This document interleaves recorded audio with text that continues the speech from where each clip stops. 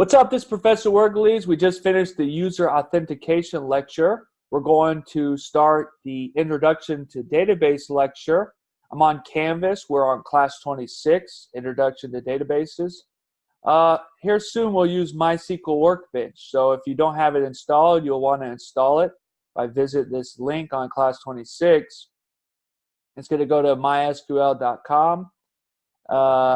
MySQL is owned by Oracle. Let's see, I believe this is Oracle. Let's see, MySQL, is it owned by Oracle? Yeah, Oracle. And Oracle developed what's called MySQL Workbench. It's a nice environment for us to do our SQL development and database administration. It's also really good for database migration. We will get into a few of those, but we'll want to download. So here you should be able to scroll down a little bit and choose your operating system. So if you have Windows or Mac or Linux. So here it detected I had Mac. Now when I go to download, I'll click on download. And you're going to see this message here. So a lot of students think, oh, I got to sign up. Actually, there's a little link down here. No thanks, just start my download. I actually didn't know about this link. A student told me about it. I was telling students to sign up for an account. They said, oh, there's this little link down here. So click this little link, and then your download should start. Put in your downloads, download Workbench. Make sure you install it.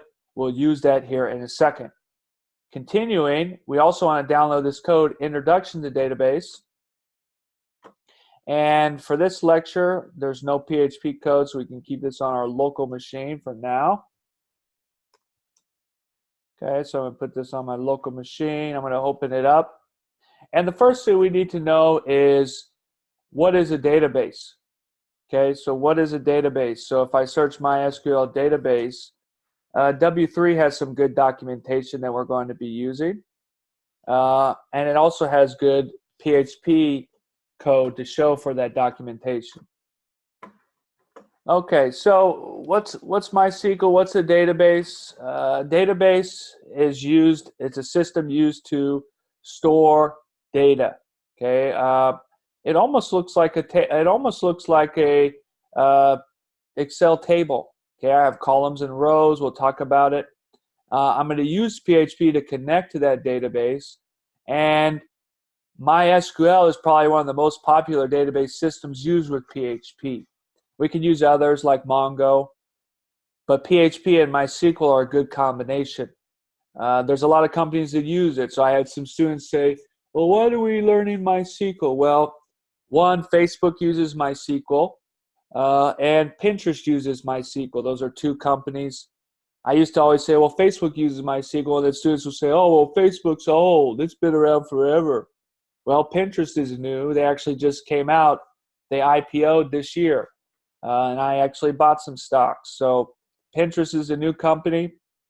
They're also using MySQL. If you watch that Pinterest owner, he said he was using MongoDB and the website crashed at 2 in the morning. So he went to Google, he did a search, MongoDB, and he searched for the error, no results. So within a few days, he redeveloped the entire Pinterest system and integrated MySQL into it. A few months later, the site crashed again, 2 in the morning. He woke up, searched Google, MySQL, he put the error, and instantly he found the error and was able to fix the error that night.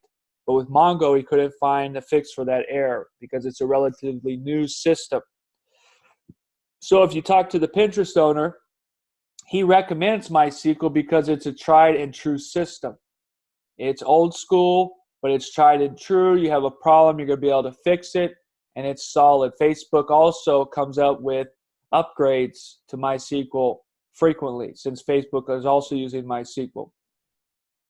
Let's see if I can get a better database definition. See if W3 Schools has one. Okay, so they also have an SQL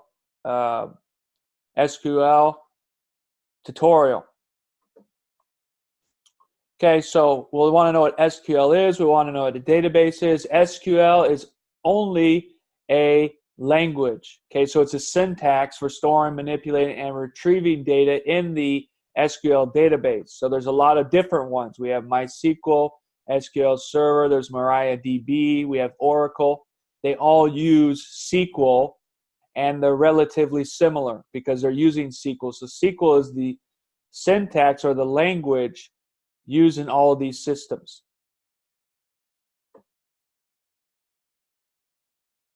Let's see if I can find a good, what is a database? Okay, SQL stands for Structured Query Language. It lets you access and manipulate databases.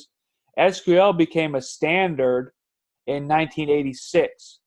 Okay, so it's relatively old, but it's tried and true, and a lot of current systems still use SQL. Okay, you can see what SQL can do. Let's see. Okay, here we go. So we also want to know what a RDBMS is. We also want to know what an RDBMS is. So that is a relational database management system. So it's the basis for SQL. All modern databases, such as MySQL or Oracle, use RDBMS. So the data in the RDBMS is stored in the database, usually called tables, and a table is a collection of related data and usually consists of columns and rows. Okay, so every table is broken up into smaller entities called fields. The fields are the columns. You'll want to read this and make sure you understand what the database is. Okay, usually a database is a collection of one or more tables. So a database is a collection of data, usually stored in tables. Tables have attributes and rows, and a database is a collection of tables.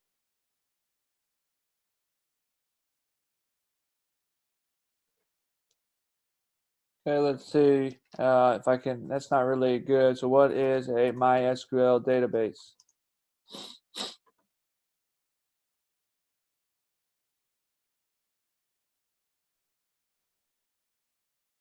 Let's even go back on what is a database. Okay, a database is a structured set of data held in a computer, especially one that is accessible in various ways. Okay, so we have a database management system, but MySQL is relational, so meaning all the tables may have some relation with each other. Okay, so actually this is a pretty good article. A database is a collection of data. Databases support storage and manipulation, so I can alter the data, update, insert, delete, basic CRUD operations. Let's see. So my database management system would be MySQL. So a database is a collection of data. I'm using MySQL to store this data. MySQL uses SQL as its syntax. So here's SQL. They also have NoSQL, which is like Mongo. So I may post this and you can read about what a database is. So if I open up the lecture notes, I have a good example of what a database is if you open up this Excel sheet. Okay, and you'll want to know these keywords for a test. So here's what a database would look like if I can see it visually. I basically have a collection of data. I have a database, and in the database, here's a table called food stock. Food stock has columns, it has rows. The columns are called attributes or fields, and the rows are called my records. So I have 4 records, 4 rows. First record has an ID, Bitterballin. I have 12 of them. The cost is $10. I have some ribs. I have 1 rib. It's $16.50. I have sushi. I have 2 sushi, $20.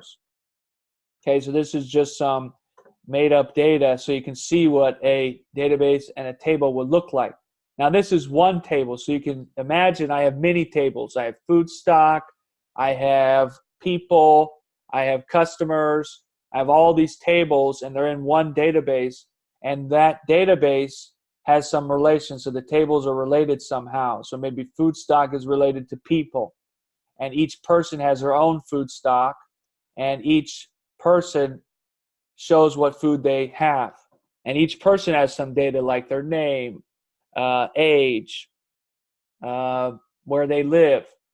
Okay, and then the food stock is related to each person. So that database contains these tables. The tables contain attributes and records.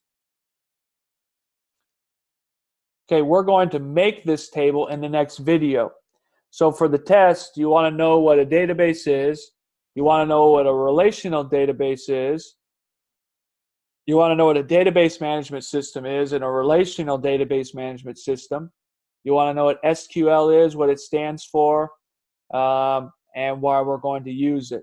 Okay, so SQL is a language to access this data in these tables. So I could use SQL. So here's a good example. Here's SQL, it's just a syntax. I'm going to select, remember the columns are the attributes, so I want to select these columns from a specific table. In the next video, we're going to write SQL to create this table. We're going to create a database, create this table, insert in the data, and then we're going to use SQL to access the data and manipulate the data. So we'll see you in the next video.